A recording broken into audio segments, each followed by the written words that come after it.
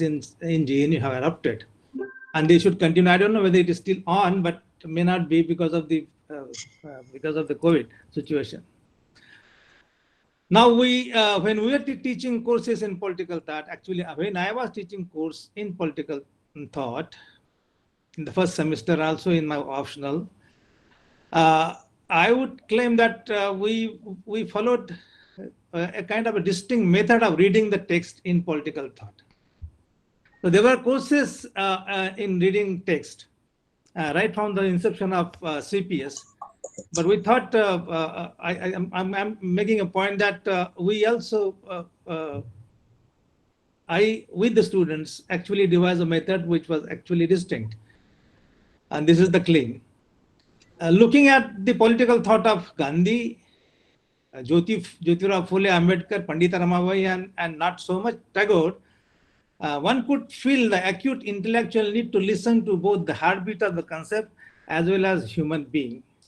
Heartbeat of the concepts and human beings overlapped in the biography of a thinker, which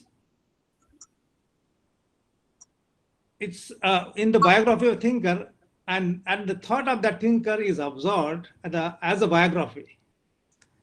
And therefore, I think biography becomes concept and concept becomes biography. So there is the intermeshing of both. There are a few important examples that bring to our consideration such an overlap between heartbeat of concept as well as human being. And I have mentioned to you that we can see this combination of both in Phule, Gandhi, Ambedkar, and Pandita Ramabai, and most distinctly Tagore. Though we didn't, I didn't teach Tagore as a full-length course in my course. So our thought, therefore, when we see, when we teach Gandhi and Ambedkar or the poet Tagore, we actually teach their biography, and biography is full of concepts that actually are overlapped in terms of their emotional, passionate appeal. And so therefore concepts are not textual, concepts are they are not simply referential, they are actually loaded with passion. But passion itself is wrong, it's an undesirable word, because passion cannot be thought simultaneously with the thought of the thinker, because thought of the thinker is supposed to be driven by the force of reason, and emotion doesn't have any particular role to play in this particular progress of a thought. So we actually were teaching the course on thought, which was essentially the course on teaching a biography of a particular thinker. I think when we teach Gandhi or Jyotirao Phule or Ambedkar, we are basically having access to their inner core, which is deeply emotional, but which is textualized later. So while we are essentially teaching their biography, although not in the literal sense, but in a more discursive sense. Are we therefore not proposing a method of reading a text which in some sense is distinct from the one as suggested by Professor Quinton Skinner?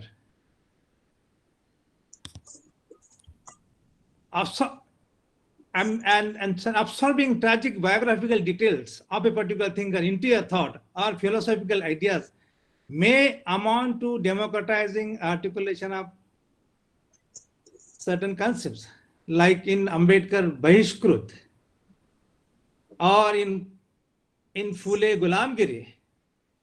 I'm just giving two examples from the Marathi Universe of Ideas. And I'm sure there are similar examples from other mother tongues. Such thought,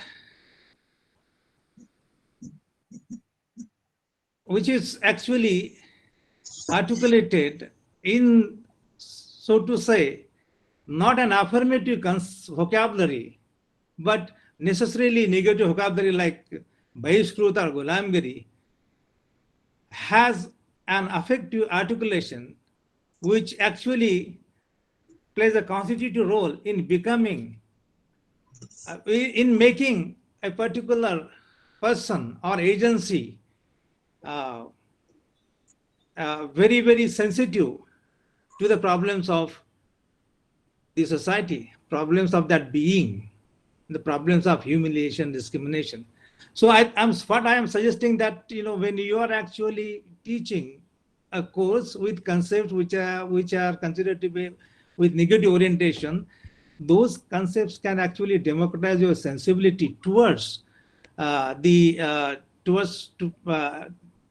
your sensibility towards the real problem of that being, and problems being humiliation and discrimination. Thus, accessing thought through reading and teaching would compel us to listen to the heartbeats of both human beings as well as the concept.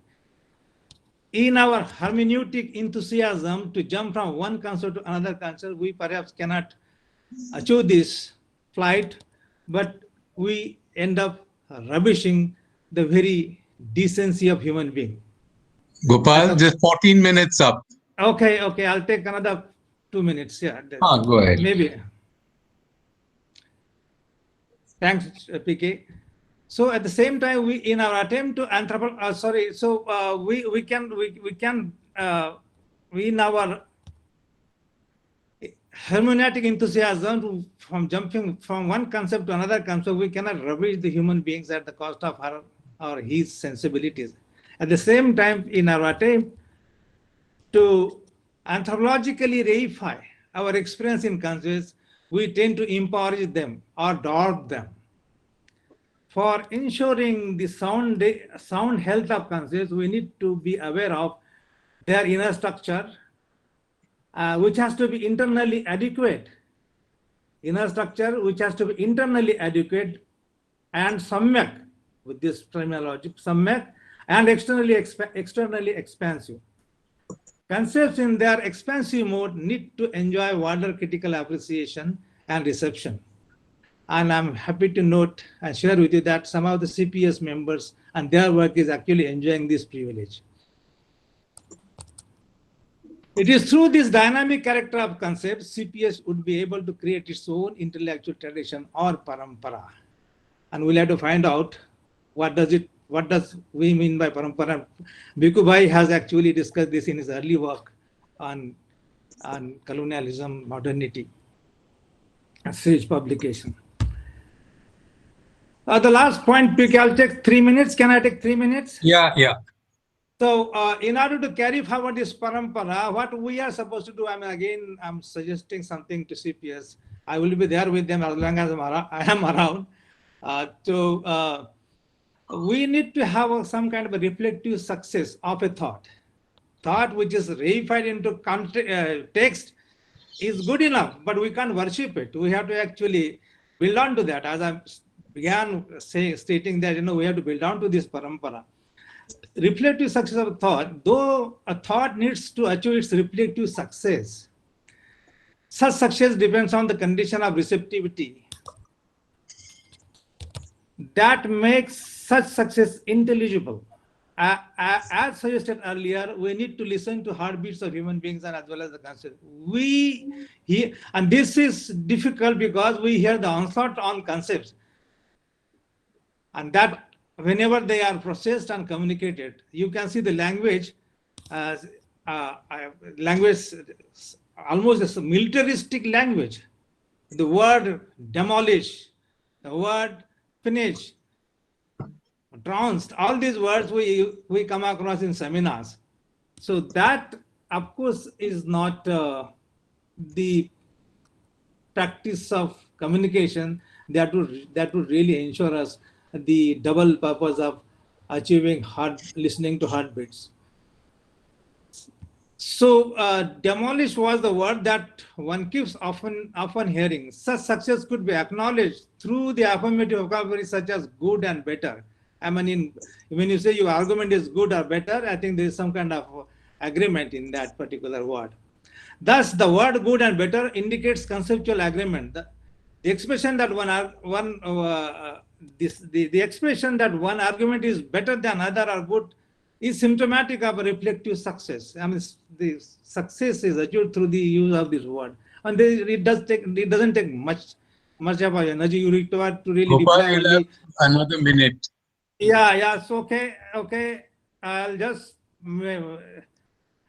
we in intellectual conversation often hear some word sympathy as well.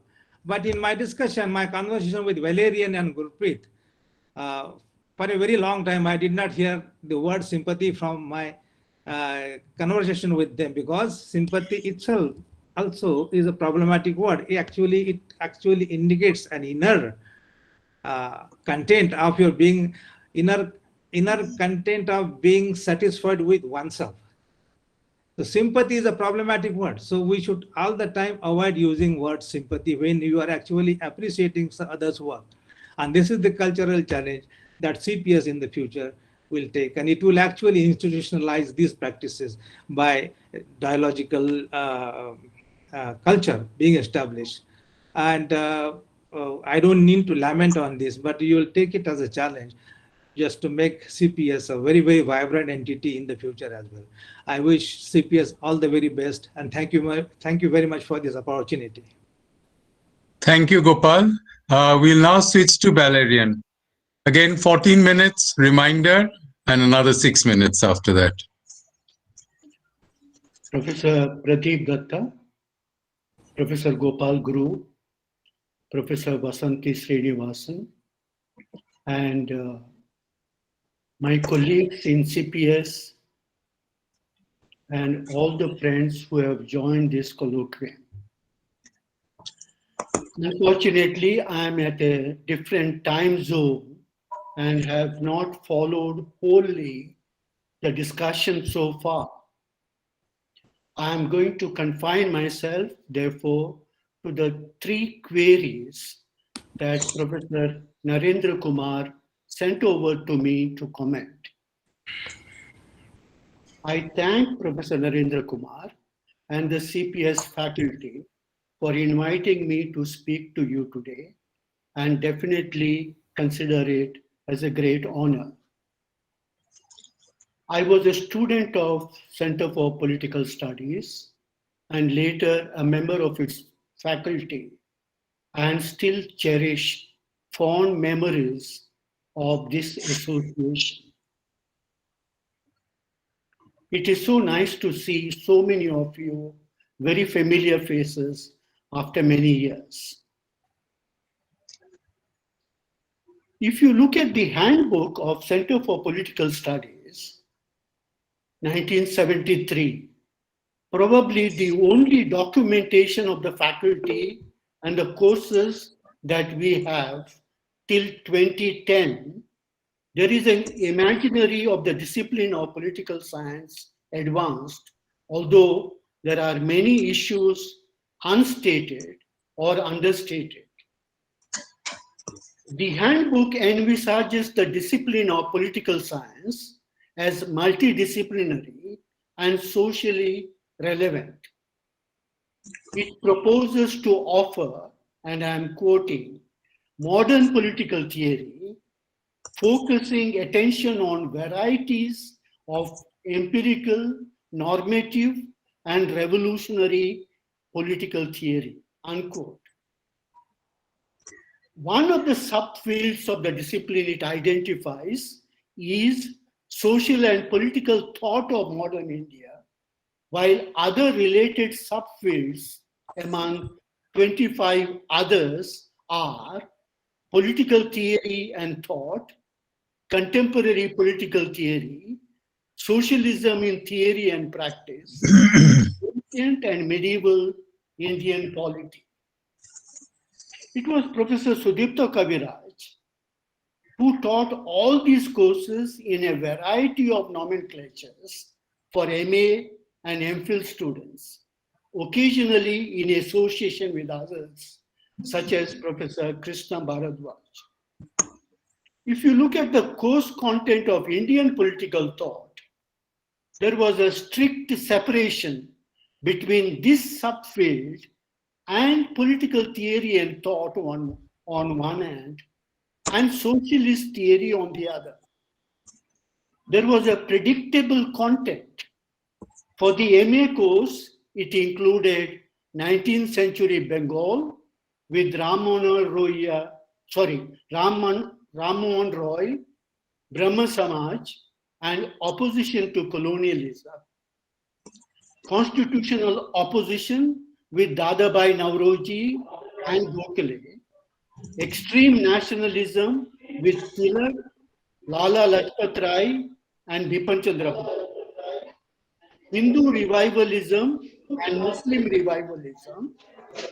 Mahatma Gandhi, Jawaharlal Nehru without qualifier, and communist movement, socialist parties, secularism, and post-independent trends. There were no original writings prescribed for reading except Maulana Azad's India Wins Freedom, strangely Nehru's autobiography, and Gopal has come to defend it now in his presentation. And I find Discovery of India was not mentioned, my favorite text. And Nambudiri parts, the Mahatma and the Ism. Clearly, there was little attention paid in drafting this course. In the socialist theory paper, both at the MA and MPhil level, there was not one Indian thinker or document. And remember, there was an interesting CPI document in the 1950s analyzing the class structure of Indian society, and it did not figure into the course at all or in the references. Several optional courses from the Center for Historical Studies were suggested, particularly to do with the national movement, and a few thrown in from Centers for Social System and Regional Development. Meanwhile, Center for the Study of Developing Societies, CSTS, was focusing on Indian politics with interesting early results. With the structural, post-structural turn in theory, Professor Kaviraj began to question the universal mold in which the discipline was cast in JNU. Kaviraj marked a threefold change. He questioned the hallowed trajectory of socialism by critically revaluing M.N. Roy's interventions at the Comintern, problematized modernity through bunking, and made a series of interventions with regard to the methodology of studying Indian politics. He proposed a series of nodal conceptual categories highlighting the distinctiveness of Indian society, the formation of identity under colonial modernity, the idea of differential structures and sequentiality, etc. Professor Rajiv Bhargav, deeply rooted in the Kant-Hegel interface and working through Rawlsian-Taylor debate, stressed the idea of difference and how certain central concepts of the discipline, such as secularism, came to be differently structured in India. The sensitivity of Kaviraj and Bhargav to difference also made them to discuss the distinctive relation between religion and modernity on one hand and secularism on the other, particularly against the dominant versions of secularization.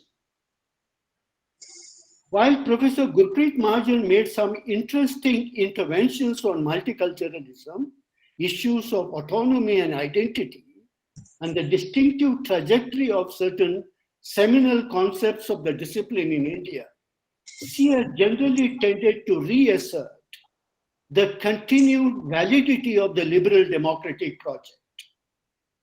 I personally regard Professor Gopal Guru's interventions on issues of human dignity and social closures, social construction of marginality, ideas of nationalism and representation, social justice, and very nuanced understanding of Ambedkar as significant issues to engage with. There was some promising lead that Shefali made on the distinctive route the idea of representation took in India, although I should confess I have not followed her line of inquiry further. Social justice in India has been a favorite theme of pursuit of Vidhu Verma, bringing to bear on the theme much comparative insight. Both Vidhu Verma and Shefali took a distinctive stance on feminism, but unfortunately, I have not read their work in recent years.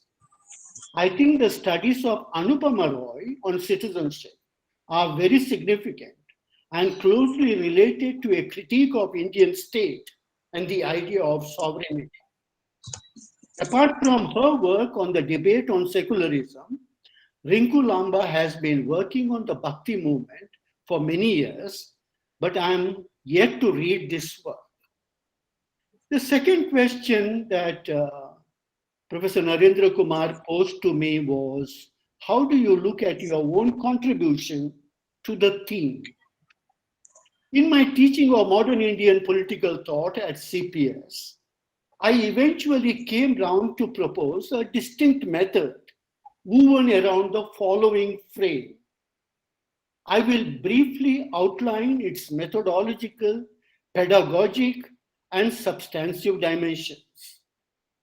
First, methodological. The following assumptions were central in my approach to this subfield.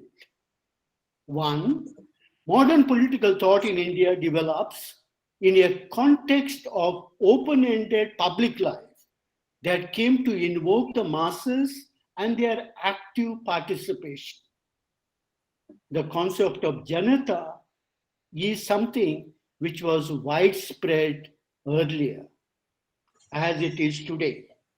While it attempted to shape the course of this movement and its direction, it also proposed the key requirements to constitute the public.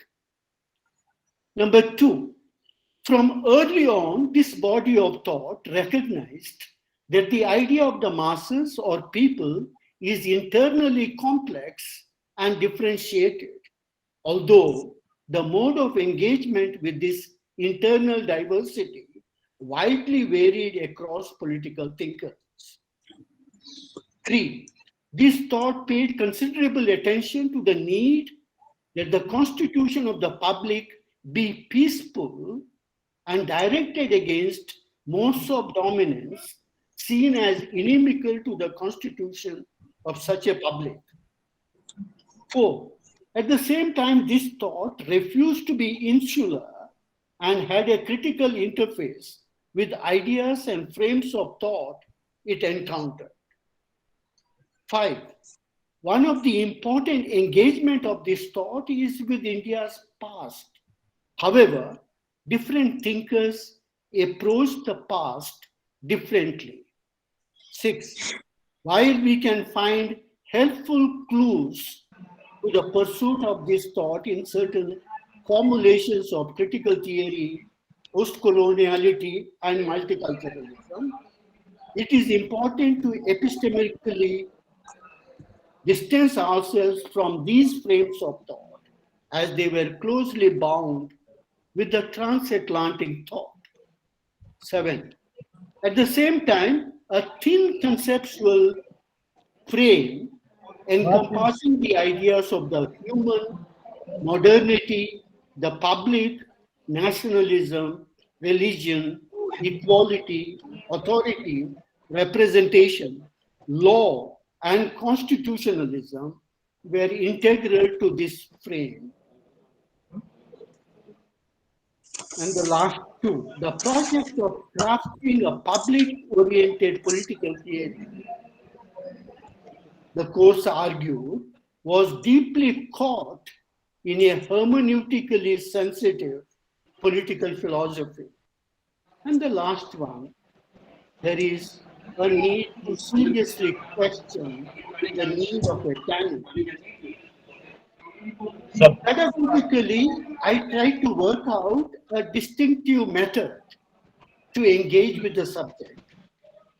I realized early on that the mode of pedagogic engagement employed in the transatlantic academia may not be the appropriate design to study this thought. I therefore resorted to the following pedagogic mode. First, a text regarded as central to the Indian thought, such as Phule's Gulamgiri, Tilak's Gita Rahasya, Gandhi's Hind Swaraj, Nehru's Valerian, sorry, 6 more minutes. or Ambedkar's Annihilation of Caste would be ripped apart, demonstrating their inadequacy and inappropriateness through a nodal presentation. The attempt was to undermine the claim of a text to propose and defend a concept or body of concept. 2, rallying in defense of the text by closely engaging with it. And last, while critiquing and defending a text, relevant arguments and wider scholarly interventions would be taken into account.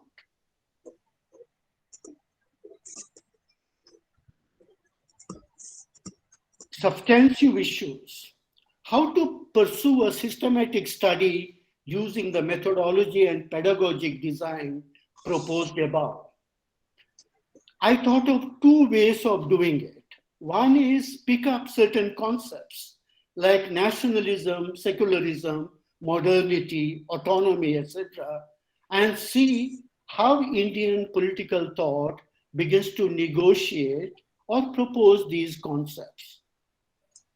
But soon I found that this route may not be the best way of pursuing political thought in modern India, because these concepts were foundational to the transatlantic thought, and there is always a possibility of being overwhelmed and outwitted by them. My second approach was to pick up a set of texts through which we could pursue the journey of political thought in India. The kind of text that we chose or their authors have had an important bearing on the construction of the public in India. We chose texts such as Gandhi's Hind Swaraj, Savarkar's Hindutva, Bhattacharya's Swaraj in Ideas, Iqbal's Religious Reconstruction of Islam, Golwalkar's We or Our Nationhood Defined, Nehru's Discovery of India, M.N. Roy's Reason, Romanticism and Revolution, etc. There were some dangers in pursuing this course, because this way of looking at Indian thought, because it could become a cacophony of voices without a binding thread, and it could lead to be very selective, losing out the complexity. However, eventually I was proved right in terms of opting for the second option, because some of the MPhil and PhD work that I happened to be an advisor, particularly related to the writings of Iqbal, Kumaraswamy, Aurobindo, and Ambedkar, I thought produced very interesting MPhil and PhD work. What about my own publications on Indian political thought? As I was formulating my approach to Indian political thought during my stint in CPS, I did not pursue any substantial work on Ambedkar. One of the strands that I pursued was conversations within and across deep diversity. I published some of this work exploring the engagement between Gandhi and Ambedkar, contestations within Muslim thinking in modern India, and initiated a project on the compact between Adivasis and the rest of India. But during my closing years... Valerian, you have 1 more minute. Can you give me 2 minutes? Okay. During my closing years in JNU, I got drawn to explore the distinctive mode of the constitution of the political in India and Ambedkar's own take on it. How did CPS contribute to my journey? CPS provided a broader setting to revisit ideas, but the framework that I have charted above is the outcome of larger interactions. One of the gigantic exercises that we undertook collectively at CPS was to revamp the curriculum as a whole in 2008-2009. I wish CPS will regard itself as a school in the years ahead, not merely proposing the contours of our public life, but also marking new ways of being in the world. It is not enough that we make students sensitive to concepts and theories, however grounded they may be, but also generate methodologically informed knowledge. Thank you, Professor Datta, for the additional time. Thank you, Valerian. Thank you very much. And we'll immediately jump to Basanti. Right. Thank you so much, Professor Datta. Greetings to all of you, to my co-panelists, Professor Parekh, and many others, teachers and mentors in the audience and students. I want to quickly talk about a few things. Prashasti or Stuti is a genre in Bhakti literature, and commemoration is closely intertwined with praise. So I will begin with a few fleeting memories that I still have of how friendships blossomed in CPS. And friendship is primarily about sharing things in common and sharing ideas in common. And I met quite a few people with whom I journeyed, started from CPS, but then journeyed further on. And in HCU, they used to tell me that after HCU, you must go to JNU. It was for them a natural and necessary academic progress.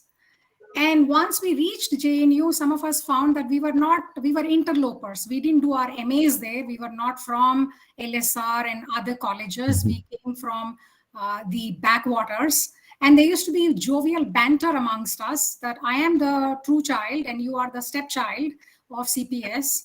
And I was talking to one of those friends just yesterday saying, do you remember? She said, no, I don't remember. I don't think I would have said anything so nasty. I said, no, I don't think it is nasty. I now remember it very fondly about this tension between the insiders and outsiders that keeps going on among students and institutions. And what I remember now, I think other people who are more familiar and who have been more rooted in CPS over a period of time have covered the academic contributions of my teachers and mentors. But what I remember now when I think about those days is the extraordinary geniality of all the people in CPS. You could come looking for one faculty member and you would be invited by another faculty member and you would have long conversations which were very caring but never really intrusive. And CPS fostered, as many institutions must among the students, a preoccupation and an obsession, a preoccupation bordering on obsession with quaint and exotic thinkers and ideas. The more exotic and the more esoteric they are, the more we students felt that we really were getting some knowledge. And I remember once a colleague of mine telling me that, I spent 4 hours on trying to understand Interpretation and the Sciences of Man, which was the piece by Taylor, and she threw up her arms in despair and said, theory is really very hard. Anyway, CPS already at that point of time was moving beyond thinking of Indian modernity as just a replay of a European premiere. And this was reflected in the way various faculty members were beginning to explore new thought strands which stayed with me and shaped my own intellectual journey. So there were 3 such thought strands that I want to first flag and then move on to why they resonated with us and how they shaped my subsequent research. What were those 3 thought strands? One was obviously the engagement with hermeneutics and phenomenology. Not so much phenomenology to a large extent, but hermeneutics certainly to a very large extent. The other was communitarian critiques of liberalism, and alongside that, critiques of ideology which were emerging, and some amount of discussion on virtue ethics that was happening among the faculty, and then that sort of percolated to the courses and the readings that we did in those courses. What particularly stayed with me from the exposure, the initial exposure I had, formal initial academic exposure to hermeneutics, was the challenging of the reason prejudgment dichotomy. And subsequently, the idea that tradition was a set of prejudgments and practices that was deserving of deeper interrogation on our part. Even today, I find when I look at dissertations in theory from JNU, they are all struck by the discovery of context sensitivity and context specificity coming from the hermeneutic worldview. Terms like lived experience, life world, the importance of sense making or meaning making of what was out there, that stayed with me and actually enabled me to sort of traverse terrains which I would have otherwise been hesitant to look at. From the communitarian critiques of liberalism, we learned the importance of constitutive attachments and the bases of social solidarity that need to be thought afresh all the time, even though, and the notion of a good, attention-ridden, internally contradictory, but nonetheless present and influential sense of the good. And from ideology critiques, we were compelled to move beyond looking at many of those traditional ideas and practices which were confronting us as merely false consciousness, and we were compelled then to think about sense-making. Virtue ethics, actually, I started looking at virtue ethics and MacIntyre in CPS, and then subsequently this got deepened at Carleton, where the quintessential political virtue of practical wisdom was at the center of many courses that we did on the pre-modern classics. And even today students are talking about virtues, but there is not that much clarity on what would be the specific political virtues and what kinds of dynamics would be involved in our dealing with those virtues, imbibing them, but also being critical of them. What kinds of sources would we actually go to? Now, why did these thought strands resonate with us? As you know, as you probably don't know, I was in CPS from 87 to 91, and that was a time of the Sati of Roop Kanwar, the Shilanyas, the strident assertions of traditions and customs, which were confronting us and which compelled us to know why they persisted and took the troubling forms that they took. We were also deeply troubled by the collapse of the Berlin Wall and the several certainties that we had about emancipatory visions and emancipatory trajectories. I think something about the sensitivity to the life worlds meant that I was looking out for the persisting symbolisms and imagery in politics in general, but also in political rhetoric in particular. Here I want to just share with you one thing that keeps coming back to me, and that concerns domestic help that I had, with whom I was having a conversation about how she voted a decade ago. And she said she gave one vote for the hand because we work with our hands. And she gave one vote for the lotus because the lotus is sacred. This has just stayed with me. The kind of political reasoning on the ground, which is moved by symbols and images, and which we still really have to mine and interpret and know more from. So propelled by these thought strands, I moved with considerable fear and trembling, all the time worried that I might end up with some kind of essentialism or status quoism and lose my way in the process and lose the emancipatory vision. So originally then, the cursory look at certain kinds of traditions and practices meant that one was doing genealogical contestatory work, which was easier, debunking many of these texts and their ideas as Orientalist. Ram Rajya is very masculist, patriarchal, and as a contemporary student would probably put it heteronormative. And then there was the other possibility, which was one could do a more archival, antiquarian kind of work, which does exist, and I think which has its value. And there I found that people were talking about how Ram Rajya was always already Republican, always already a constitutional monarchy, and so on. But after a lot of meandering and many, I guess, erratic ways in which I have tried to understand these ideas and texts, I now find that a thematic analysis would probably be much more useful. And so it took me considerable time to move away from a hermeneutics of suspicion to a hermeneutics of trust. What does the notion of, and I'm using Ram Rajya just as one example, what does that tell us about constructions of an ideal political order, about the virtues of the rulers and the ruled, about caring for the vulnerable? This is something particularly important because if you look at other epic renderings in the South, there is something called the cult of Draupadi that keeps getting enacted in southern India.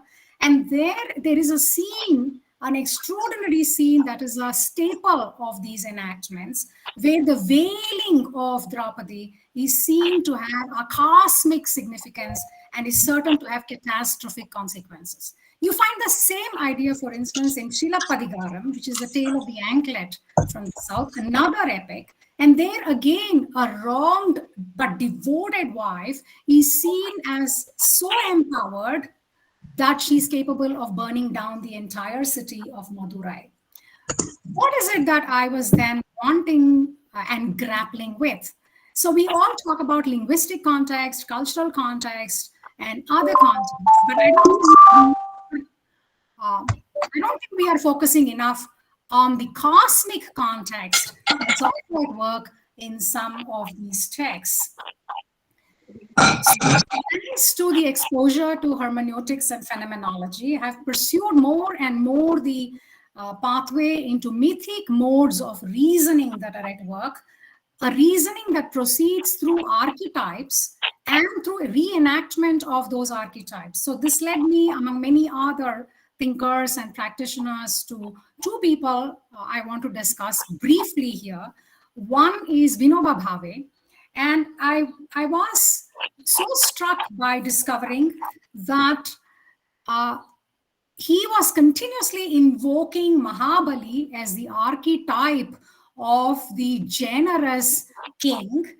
And in 13 years of walking, according to the Press Information Bureau, he collected 7 million acres of land. Of course, the man had the audacity to dream of collecting 50 million acres of land through generating this kind of generosity among the people.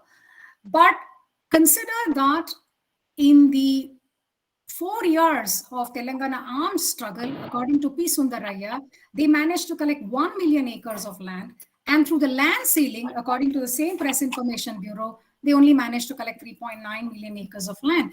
Now, this is the kind of stuff that we must read more about and we must learn more about. What was the drama of giving and receiving? What were the rhetorics which were deployed? And we are talking about this kind of a movement in a country where, if you were to think back to the Mahabharata, there is a war over 5 villages that was being requested of the Kauravas. Anyway, I think epics continue to be a source of thinking about political and ethical wisdom for people who are actually on the field.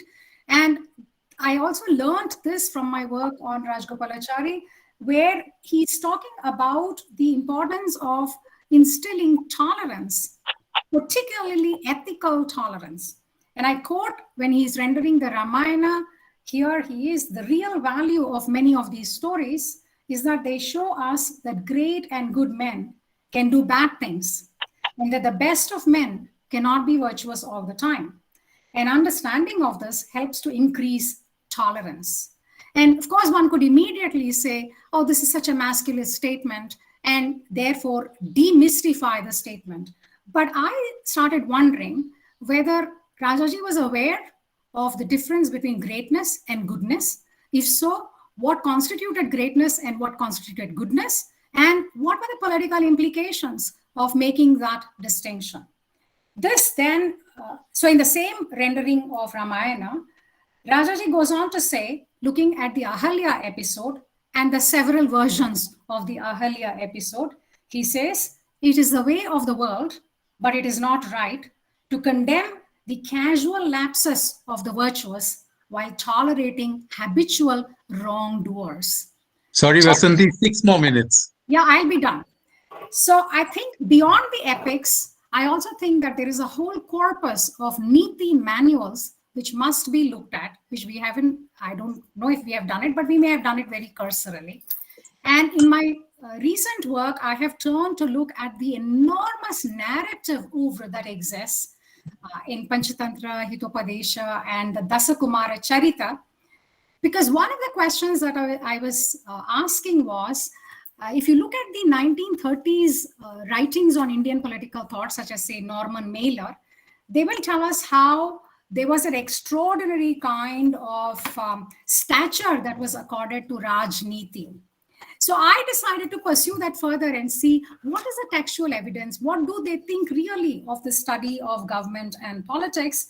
And this led me to Dasakumara Charita. And I want to share with you some excerpts just to show how rewarding it can be when we move beyond some of the modern sources to the pre-modern sources. This is Dasakumara Charita and Kale's translation of Dasakumara Charita. This is from the 8th book of the same. So here is Kotia, very much like us, trying to convince somebody drunk with power and impervious to any kind of political wisdom, praising the importance of studying politics and studying government.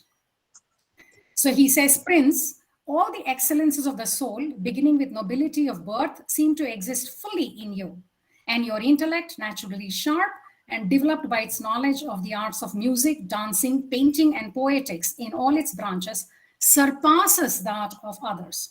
But the same intellect, not being exercised in its proper subject, the study of the science of government, does not shine prominently like gold that hasn't been refined in fire. And the prince, whose understanding has not thus been cultured, is unable to see, however exalted he may be, how he's overridden by others, nor is he able to act properly, having properly discriminated the objects to be effected and the means by which they are attained. He goes on to say, when the path of action is seen by the lamp of political science, the course of worldly affairs proceeds smoothly on. The science of politics is but the divine eye, the operation of which is never obstructed in giving insight into things past, present, and future, as well as hidden or removed from sight. Devoid of that, a man, although having long stretched and large eyes, is no better than a blind creature owing to his inability to penetrate into political ends. Now, as soon as he gives his advice, there is a pilot of libertinism, as Kale calls him, Viharabhadra, who's ready to dissuade the king from engaging in any such pointless undertaking. And he has the following to say about how princes are often duped by these scholars to waste a whole lot of time in studying politics. So quickly, I will just look at a read for you from Viharabhadra. He says, sir, they often tell you there are 4 branches of royal knowledge: the Vedas, the practical arts, logic with metaphysics, and the science of government. Of these, the first 3 are vast and bear fruit slowly. Let them alone, therefore. Study only the 4th. It has been Vasanti, you have a minute. Okay. It has been recently composed by the learned Vishnu Gupta. And then he says, well, what happens when you learn all this? All that you arrive at is, having grown old studying this, you still know that you have knowledge and you are you are subject to the uncertainty of results. Okay, so I want to conclude here. I think it's very rewarding whether we do Western thought or Indian thought. Once we ignite the passion, then I think students just go on their own path. And I'm just one small example of how the exposure to all these Western strands of thought didn't actually deter me. It in fact helped me to explore Indian material. I think reciprocal questioning is a term. I'm done. 1 second. Reciprocal questioning is a term that Fred Dallmeyer uses to think about how one goes from, say, Hannah Arendt to maybe Niti manuals or Rajgopalachari as I do, and then come back. Finally, I think in our 50s... You have to finish. Yes, in our 50s, we always come into our own. And I think Swagatam is actually coming into one's own. So I would like to welcome CPS to this phase of coming into one's own. And thank you for having me. Thank you, Vasanthi. We've just had a wonderful session where actually all the kind of presentations actually fitted in with each other, especially I think around the thematic of embodied thought, which I think with which Gopal started. And we could see it actually, the whole seminar, as a kind of performance of embodied thought in these last three presentations, looking at the passion for the details, the passion for thinking, and for experimenting with new kinds of ideas. Now, I've been requested by Professor Kumar to just talk a little bit in general, which will also give time for the audience to prepare the questions for these extremely rich presentations. So I will just take 2 or 3 minutes to just air some of my general thoughts as a kind of companion to the CPS. So I will just take 10 minutes if you like, because we have time. Yeah. Oh, I see. Well, I'll just take about 5 minutes then. It seems to me that there are 2 challenges before us as practitioners of Indian political and social thought, and as scholars of politics in general. The first, it seems to me, is specific to the present boom in Indian political thought. Now, the challenge here, I feel, and I feel pretty strongly about this, is to explore and elaborate Indian political thought as a distinctive enterprise, something that Aditya had mentioned yesterday. Now, I want to elaborate this a little further. By talking about the distinctiveness of the tradition of Indian political thought, I want to draw attention to the long durée of political thought in India. What will strike us, if you look at this, as it were, from this vantage point, is the multiplicity of traditions of thought that are constantly confronting specific thinkers. These include not just breaks in specific traditions of thought, as for instance that happened with the entry of Buddhism, but also repeated infusions of what for a while may have seemed foreign, but over time becomes internalized in different ways, such as, for instance, some of the elements of Islam or of the Enlightenment, or indeed of the counter-Enlightenment. Thinkers have confronted their own assumptions with those of others by wholesale appropriation, reinscription, subsumption, selection, or even by defining a tradition by contrasting it with its other. So there have been multiple modes of relating continuously to different traditions of thought, either internal or quote-unquote external.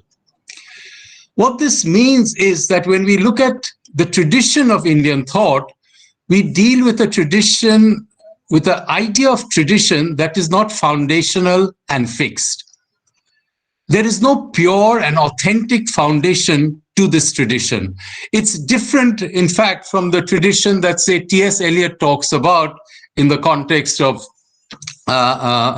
European poetry, where he talks of tradition as an accumulation, a foundational accumulation to which individual talent keeps adding its own kind of doses of ideas and thoughts and images and so on and so forth. So tradition, I feel, is not additive. Instead, we have, if you look at the longue durée, an open tradition that can, I think, importantly to underline, that can respect discontinuities while grasping continuities. This demands a constant and alert, self-critical understanding of the past while being open to a future of surprises and self-revisions. And this is something that, I've been seeing this in the last few presentations, in the presentations of the morning. The second challenge is a more general one, that is of contemporary trend towards the suppression of free intellectual exchange and thought. We are faced, and globally and internally, with not just the repressive instruments of the state in policing what we can say or not say, but in addition, we have civic vigilante groups that appeal to sentiments, quote unquote sentiments, to violently repress anything that disagrees with their assumption.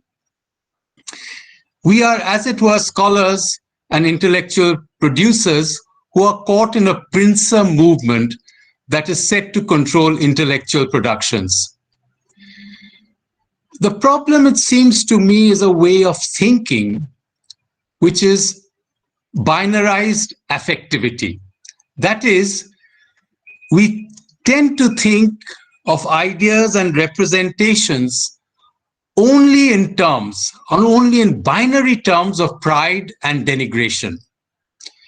And it is this binary that instigates violence against the value of ideas. So even at the level of ideas, even at the level of affects, we are caught in a simple binary. And this produces a great deal of violence, it seems to me. For practitioners of Indian political thought, I think we need to underline and recover elements that have been suppressed in nation-building activities and in various identity-making ventures. This is the presence of self-critical, dialogic, and experimental elements in Indian thought, especially in modern Indian thought. After all, the anti-colonial movement was built from a wide range of concepts and practices. Further, we need to recover this not as a way of defending, quote unquote, our past and our, quote unquote, tradition. We need these to begin the process of laying out the landscape of possible concepts, of possible futures that can build on these ideas, concepts that exist in abstract and highly generalized forms on one hand, such as normative thinking, as well as ideas embedded in practices, expressive, affective forms, and in popular writings. So with this, I want to kind of now turn to the discussion and elicit questions, interventions, suggestions from the audience, especially the students. Thanks, Amir and Pallavi Pradhan, one after the other, if you can just pose your questions as succinctly as possible. Thank you, Professor Datta. My questions for Professor Rodriguez. Great to hear you, sir, after a long time. I'm a little wary of the very idea of Indian political thought. Let me just, hopefully in a minute, lay out my misgivings and why I'm a little wary and worried about it. Now, the notion of Indian political thought, my big worry is that it will get inextricably entangled with the nation state India and will not be able to transcend the boundaries of the nation state, and thereby neglect and prevent from being able to incorporate within itself some of the transnational cosmopolitan networks on which thinking and political thought is premised. Now, I'm saying this because recently I was a discussant at for this book by the Columbia scholar Mannan Ahmad Asif called The Loss of Hindustan. The point that Asif's book is making is the notion of Hindustan captures multiple resonances of this geographical spread that we are part of, that India doesn't capture. I also bring in a category like the Bar-e-Saghir, an Urdu word, which talks about the subcontinent. So once again, my worry and my concern is that if Indian political thought gets entangled by the limitations of the nation state, it thereby prevents and fails from being able to, nourish itself with thought that is much more transnational, much more cosmopolitan. And immediately, I mean, there's the neighborhood, what we refer to as South Asia. I never liked the idea of South Asia, but Bar-e-Saghir is a word that I think needs to be brought back into an understanding. The subcontinent, which captures Afghanistan and Myanmar, as it's called, and this part of the world that we inhabit. So that's my question, Professor Rodriguez. I mean, we'll just have 2 more interventions, and there's a first round, and then carry on. If we have enough time. Okay. Pallavi, I think. Yeah, thank you. So thank you for such an enlightening session. It's our immense privilege to hear you all. I have a comment and a question that I want to ask Professor Gopal Guru.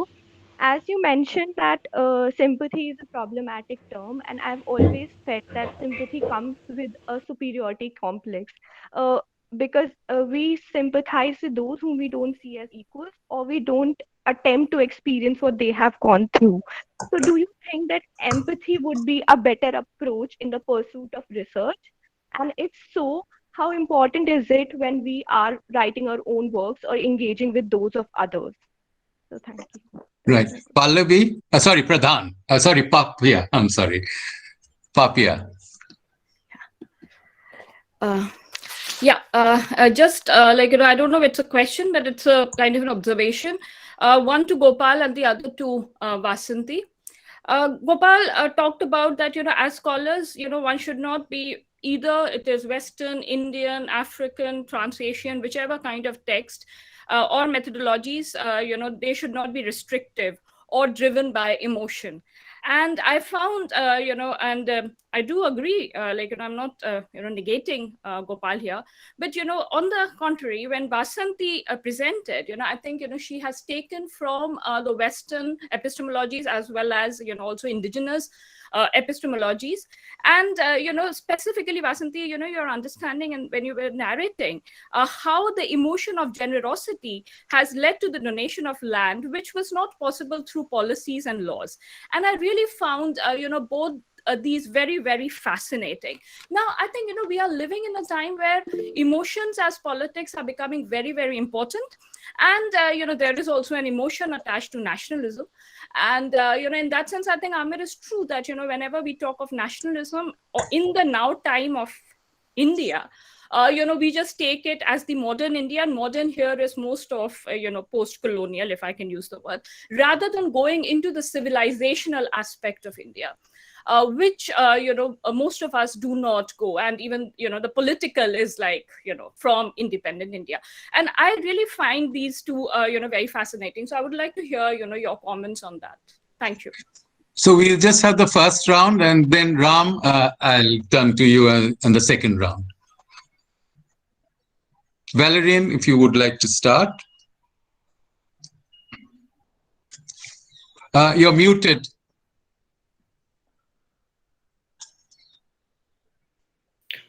Thank you, Amir, for this very important, but a question that is likely to recur again and again.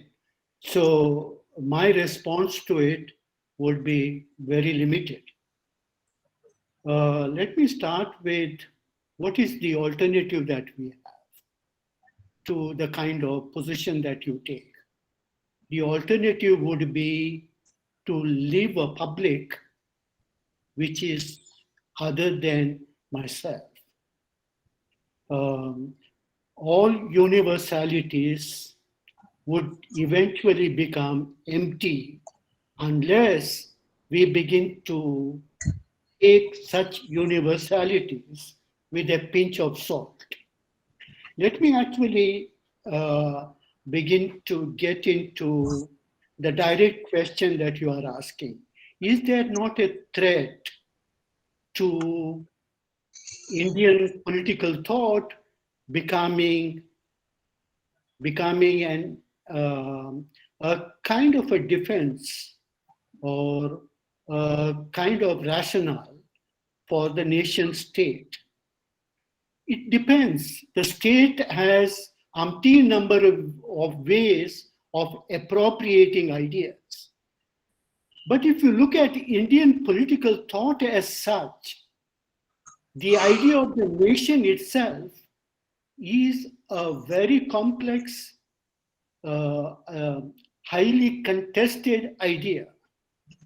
And as Pradeep was just mentioning to us, is it not possible, and we have a background to that, is it not possible that we begin to think of a public where diverse positions are in constant negotiation in a dialogic forms?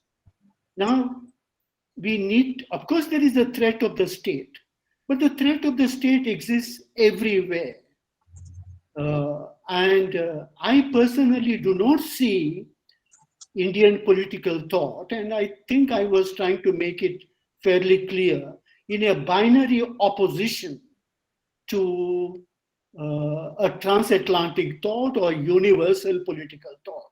I don't think at this stage of our existence we can think of formulating ideas, even in a context forgetful of the kind of body of ideas that are available to us. But in what sense do we do it? Do we reiterate a fully blown John Locke or John Stuart Mill in the classroom, or in the kind of writings that we do? Or do we begin to argue that how the idea of liberty, for example, begins to be constructed in India?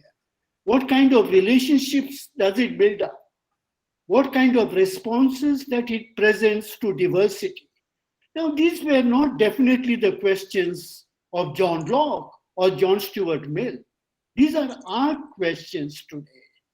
And these questions cannot be pursued unless we begin to think that we are part of a very different kind of a legacy, which is not severed from the universal.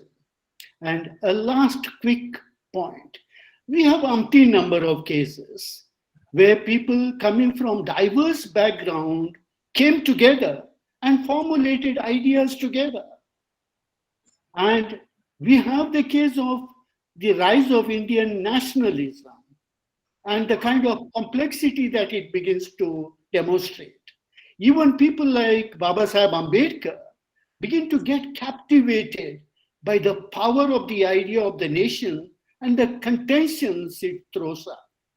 Look at the Constituent Assembly debates. Valerian, you'll have to...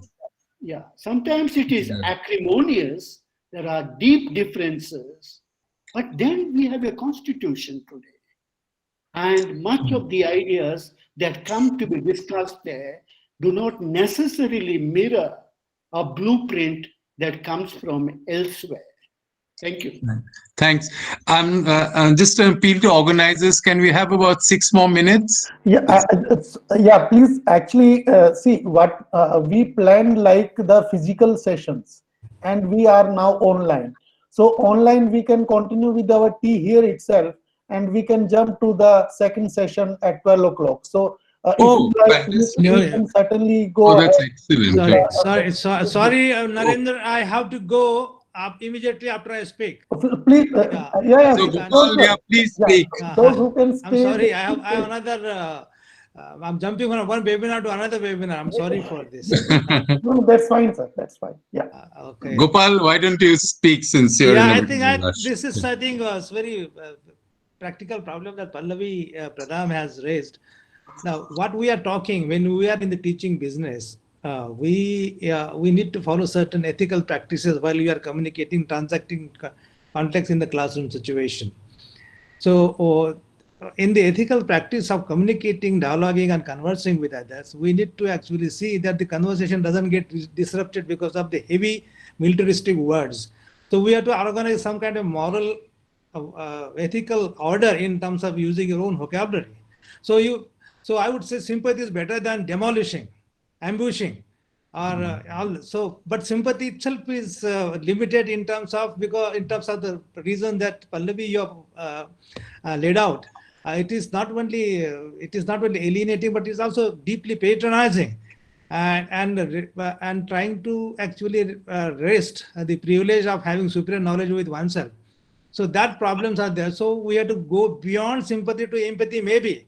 But empathy may be, for the time being, good for restoring conversations between two or among many. So I think you try. So after empathy, you still have problem with empathy. You have to go beyond empathy as well. So where there should be some kind of unconditional exercise of communicating with each other. So you have to find out whether empathy or sympathy or any other terminology that actually surrounds this kind of unconditional free dialogue. And that is actually an important thing to follow and this is for both the teachers and the students as well. The other point is, I think the point that Amir has raised, and Valerian has given a absolutely historically contextualized answer. But still the issue is this, should we consider the limits of political thought coextensive with the limits of nation state? I mean, you are actually in a way committing a big mistake in terms of actually putting this cover, and you are almost denying some kind of a universal gaze for those who actually are constrained with this. So let us not be constrained by this kind of the specter of nation state. So we have to actually break through that. I think we require more discussion, PK. But I will have to. Yeah, I wish you were here. It's really such a pity because it's just hopefully just getting kick-started now, the discussion. I can be there for another 10 minutes, but I have to go. Yeah, I'll be here for 10 minutes. Yeah, Vasanti, you can respond to all the interventions and take your time. I just have one response to Papia's question, political emotions. I think this is the direction in which we must move. This is one of the challenges for us now, especially if you look at the kind of political participation on Twitter on every issue. I think we need to think about ways of educating political emotions. And there I still think that the multidisciplinary mandate is upon us. We have learned from history and sociology, but I don't think we are doing enough work on pre-modern classics or literary classics in different languages. I had a discussion with my student who wants to work on privacy, and it seems to me that the direction in which we are going still is what are the privacy laws abroad and how can they be tweaked for the Indian context. But then I said, if privacy is not prevalent here, then to say that first we should generate an awareness, then we should create a law to protect privacy is really getting nowhere. What are the terms? And he said, we talk about dignity, etc. So we have to pursue those kinds of directions now in terms of what are the future challenges for us and what are the areas of research. I think the cyborg Bill of Rights is being talked about by people in the frontier areas. What would a cyborg Bill of Rights look like coming from an Indian context where we do have mythology of man-animal fusions and man-machine fusions and so on? So I think much work that remains to be done, and we should be happy that there is a whole world out there for us to explore.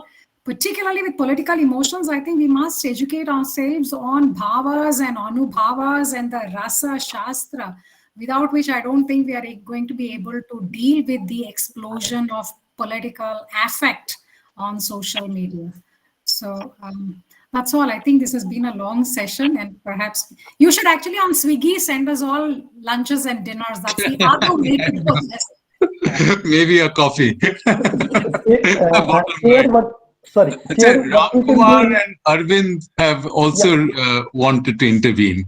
Sir, Please what we can do is that those who have questions for Professor Guru, we can request them to come first, Great. and then he can leave, and then Excellent suggestion. Yeah, I think you can mail them to me, Naren. Please direct them to mail them to me. So, Or you can just ask if any of You these can ask, yes. questioners are Yeah, Arvind please or go Ram. ahead. Yeah. Ram, please go ahead. Okay, thank you, professors, for all your insights. So this is a general question, and I wanted to Amir sir, in fact, asked a similar kind of question, but I want to extend it further. So if we look at the larger ways in which Indian political thought and theory making has been thought about, and we always look for recovering certain ideas and everything. So it precisely fits into the narrative of, again, a certain vision of nation building. On the one side, when we are saying that we should go beyond the constraints of nation building and nation state, in fact, we see that again we are falling back to certain kind of categories, which are again very much part of the repertoire, where we further we look to democratize or rethink the idea of nation building along similar kind of terms. For example, if you look at thinkers, for example, if you look at the use of preamble, or for example, even Ambedkar or Nehru or Gandhi, whenever we look at the crisis at present time, we always fall back on thinkers to recover certain kind of ideas. So we see that the idea of Indian political theory or anything like that is very much kind of, it fits into the it is very much like a loop. You cannot think beyond that, or other regions. For example, if you look at the ways in which nation building emerged in Northeast India, or if you look at the ways in which different kind of identities, refugees and migrants and immigrants are being kind of looked at, it is not tied to any idea of nation, even though it is tied to a certain vision of nation building. There, these kind of categories of the ways in which people belong or relate to certain kind of idea, it becomes meaningless, or these ideas cannot help us in Right, Ram, yeah.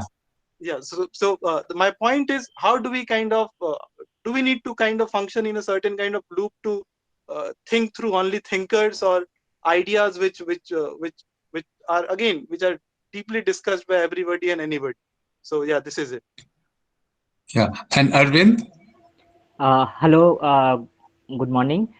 Thanks for giving me this opportunity. I'm kind of a migratory bird for this session because I'm not taught at CPS. Professor P.K. Datta is only my teacher who taught subsidiary at Venkateshwara College. But Professor Guru is in the parampara, is like my Dronacharya. He never asked for my thumb though. So as Eklavya, I'm very thankful to Professor Guru for foregrounding the notions of Bahuskrit and Gulami, which helps us his whole, his corpus of literature, particularly three I can quickly tell about: the Dalit atrophies, Cracked Mirror, and Humiliation, that makes the corpus of literature that we teach in social exclusion. But sir, from going back to your essay, how egalitarian is social sciences in India, and when you say it is basically there is a pernicious divide between theoretical Brahmins and empirical Sudras. So I was just wondering how CP has in the political has engaged with the social, because Professor Valerian Rodrigues brought in lot of questions, but I don't know why somehow Imtiaz Ahmad is been left, caste and social stratification among Indian Muslims. So one is that, so either you or Professor Valerian can respond. But final question to Ambedkar, because his Bahuskrit, to his Annihilation Caste has been greatly engaged with, but his famous text called Sudras, and I was just want to read just 4 or 5 sentences from that. It reads: the book is written for the ignorant and uninformed Sudras who do not know how they came to be what they are. They do not care how artistically the theme is handled. All they desire is full harvest of their material, bigger the better. If Sudras, who have largely been instrumental in sustaining the infamous Chaturvarna, though it has been the primary cause of their own degradation, and that only Sudras can destroy Chaturvarna. So I think, sir, I just want to know, because the only scholars who have engaged with Sudra question I can think of is the Mark Galanter, who says who were the other backward classes, or post Mandal Christopher Jefferley, who says India silent revolution. So I just wanted contribution of the political and its engagement with the social, the way Rajni Kothari long back said, caste in Indian politics. Thank you. Yeah, thanks. Given Gopal's pressing engagements, I'll request Gopal to first Sorry. talk and respond. And then maybe I'll ask Mrityunjay to come up with his questions, which the other panelists can intervene. I'm sorry, Not at all, PK. Gopal. Please go on. Yeah. Sorry, PK, I'm really projecting to be a very important person. I'm really We all know you, Gopal, so no problems at all. So no, I think Arvind has been in conversation with me for a very long time, and Arvind is asking difficult questions to which I don't have any clear answers actually. But Arvind, Professor Valerian Rodriguez, of course, is another person who can actually respond to your queries, particularly about annihilation of caste, who are the Shudras, and Valerian doesn't require a certificate from me, but he has also read into original Marathi. So he has a complete grasp and grip of the situation. Yet I'm not escaping and running away, but we need to have a bigger, wider and more detailed discussion about these things. The question that you're raising is what does political do to social? And actually, social itself is the larger version of the political. And political has to ultimately dissolve into social. And to what extent CPS has achieved this project, we perhaps have to actually revisit our thinkers, and starting on priority from Rabindranath Tagore. We have actually not discussed Rabindranath Tagore, whose literature, of course, is in English and also in Bangla. But I think we have to necessarily start from him in order to actually dissolve political into social. And that phrase I'm using, and just to really flag it up for a larger, detailed, and more serious, robust discussion as to what is the relationship between the political and the social. What does it mean dissolving political into social? A social is a much larger, if you can say, much larger framework of living together in harmony with each other. It has traces to Buddhism actually. So social is actually achieving nirvana, so to say. You can actually achieve your moksha. Arvind, you may not like this word, but Ambedkar himself has used this word several times. So I think the social is the ultimate social with friendship, pure karuna, and that is the most metaphysical explanation one can offer at the moment. And I'm just being metaphysical because I want to run away from this meeting. So, you mean you're going to go above now? Yes. So thank you so much for your invitation, Naren and Rinku, and everybody, Valley, Vasanti, everybody. I enjoyed listening to both the speakers, and most importantly, PK, who actually was so exciting in his brief remarks on political thought. I will be in conversation. PK is a old habit, because our discussion would never end. We will start in the morning. It's also a DU habit, which you probably exported. Yes. Our discussion would start, Vasanti, from the dining table. Then we'll walk down to the down campus, come back, again have same discussion on the dining table, lunchtime, and it would never end. Endless job. Thank you so much for these lovely memories of CPS and JNU in all. Thank you so much. Thank you very much. Yeah, thank you. Before I invite responses from Vasanti and Valerian in that order, I'd like to get Mrityunjay, who has been, and Rinku, and then we'll have two more. So quickly, Rinku and Mrityunjay. Mrityunjay first.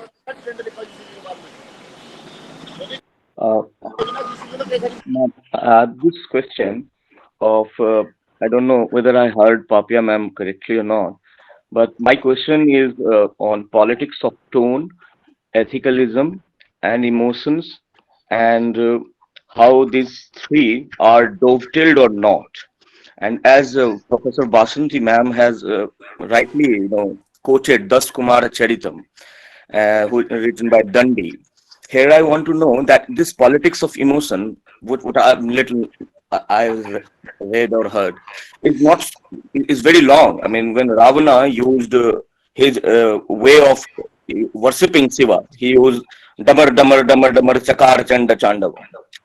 And when Rama did the same, they used Namami Samishana Vishwana Rupam. So this technical interpretation, the way the literary has evolved, and both were doing a kind of politics. They were eulogizing the Shiva for their favor.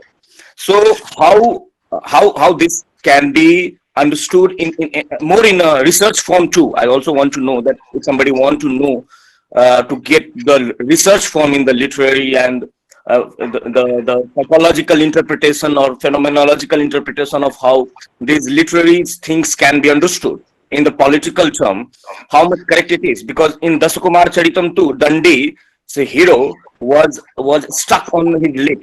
And in whole literature, he never used the word which has been ascribed through Ost, Cha, O.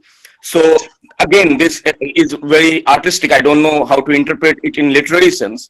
But yes, so this theory of knowledge, how this is, how it is connected to this tone and ethicalism and emotions. This is what I want to know.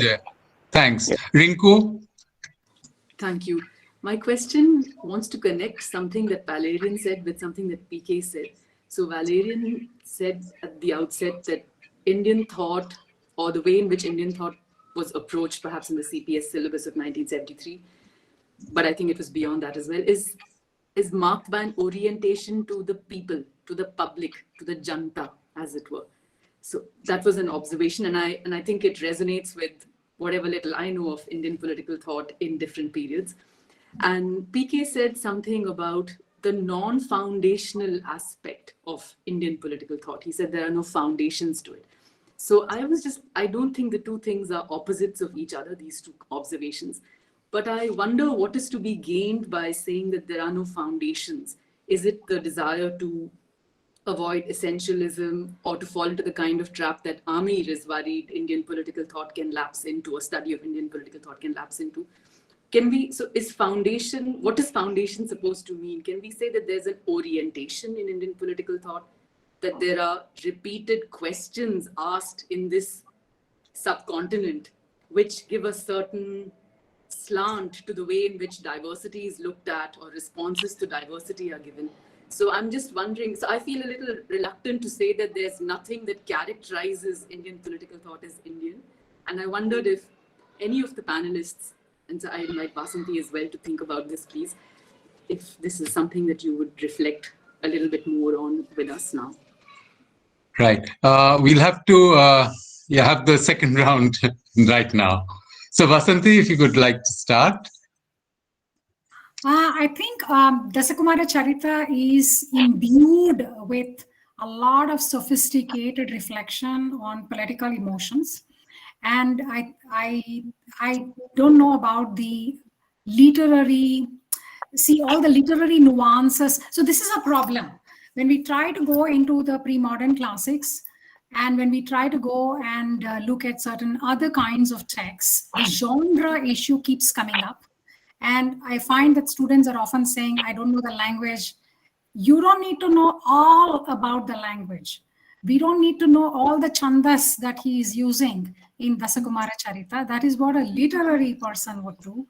But we can go, after reading, say, Martha Nussbaum's Political Emotions, what are the kinds of questions that come up about the tuning of political emotions, the conditions under which they explode, the kinds of inner tensions that they reveal, pride, loyalty, certain other kinds of emotions. How do we understand their expression in the political sphere? So I think this is why going back to some civilizational texts, not because they have a final kind of interpretation, but I think that distancing ourselves from the immediate present and going into these texts allows us to think in a more critical and reflective way about these emotions. That's what I have learned going into these texts. And I highly encourage students who want to look at Hindi novels and Tamil novels and Telugu novels, which is where I think the mythic mode of reasoning about politics is still alive and well.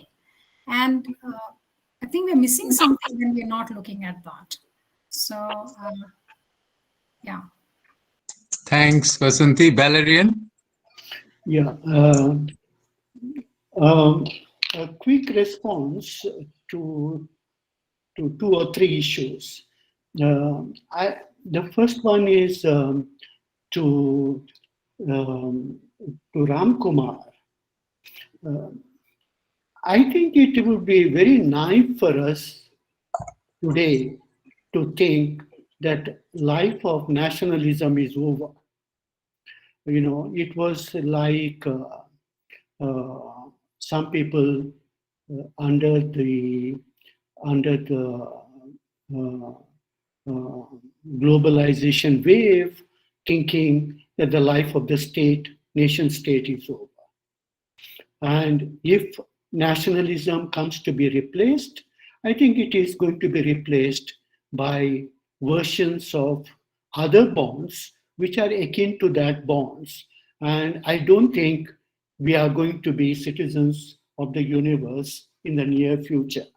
I think we need to actually think about our public, therefore keeping in view the idea of the nation.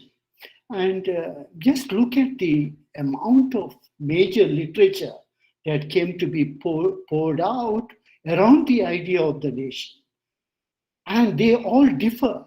Nehru's discovery of India, Periyar's work, Abul Kalam Azad's in India Wins Freedom, Tagore's, the long essay on nationalism.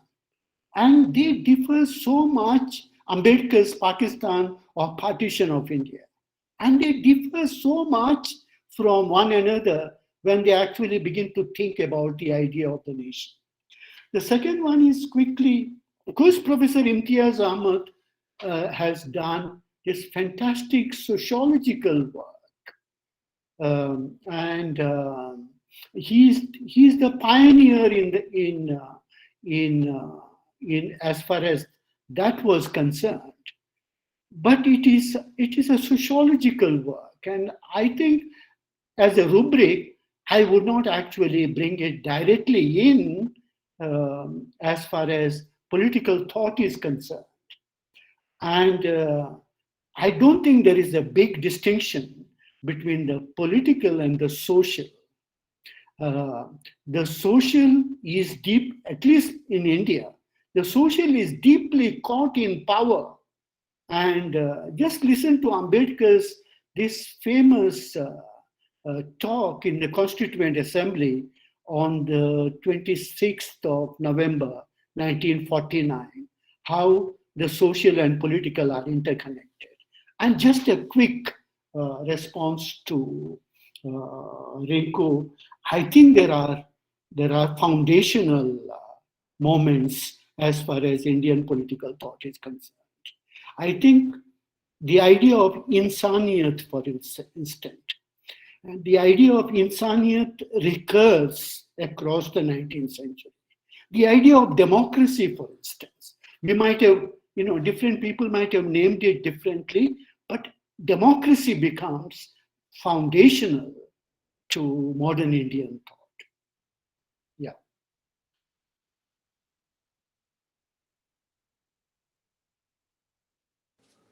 PK, you'll have to unmute yourself. Yeah, I saw Professor Kumar's thing. Okay, we have 5 more minutes. Do we? Yeah, we have 4 minutes, in fact, left for this session. Yeah. Okay, then I'm sorry, there's still lots of people who have raised their hands. So we'll have to cut short. Priyanka Jha, who has been raising hand for a long time. Okay, then Priyanka, please. And there's Mohammad Shad Ahmed. If you can just do it in half a minute, please. Yeah, thank you so much. Feels like a fan moment and feels like being in a masterclass. So I just have a quick question for Professor Valerian. The relationship of Indian political thought with nations, with the category of nation state, do you also see it as a site of ethical and moral intervention, whereby the nation state tends to appropriate a certain line of thinking, and that line of thinking kind of resonates as the hegemonic sort of thinking? So finding the outliers, and I thought what was fascinating about CPS and our training under you and others was the creative engagement with the way these ideas and concepts came about, and the courage to sort of probe deeper into the outliers. I would not use the word alternative, but the marginal kind of thinking, and decentering and creating new kinds of centers, reading new kinds of text, decanonizing. So how do you see it as a site of... Yeah, you'll have to conclude now. Yeah. Thank you. Thank you. And Mohammed Shad Ahmed. And now, please, half a minute. Come in. I think he seems to have left. So, yeah, please respond. Please respond, Valerian and Vasanthi. You're muted, Valerian. No, I just wanted to point out that Mohammed Shah Ahmad is still there around. Where is he? Sir, Can you hear me? Yeah. Quickly, Mohammed, Can please. you hear me? Yeah, sure. Just go ahead. So my question is basically a kind of clarification. So when Professor Rodrigues mentions about this universality is empty without becoming, he mentions about this becoming of the being. So what is this becoming? Is it a form of sacrifice that we as individuals, like when constitutionality or constitutionalism fails to meet the demands of the people, so do we really have to turn to a form of sacrifice, like a change of heart? And second thing regarding this, the same question in a very similar line, when Spinoza in his book Political Treatise, he says that rights are coextensive with power in actual or physical sense.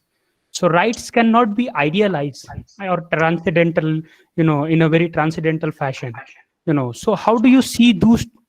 So first is a clarification, and second, the question regarding this physicality or like a move towards. I think we'll have to leave it there, Mohammed. Yeah. In fact, I think we'll have to leave the discussion today. This is fascinating with these questions. Let me just say quickly in a minute that the two important things that have taken away, and Rinku, I will talk to you later with a longer discussion on foundationalism, but that's separate. Two things as takeaways.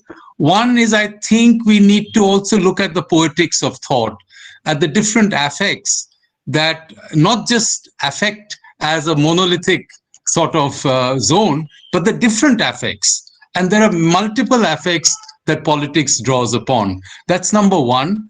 And number two, the whole set of interesting questions on nation, political, social relationship, the West.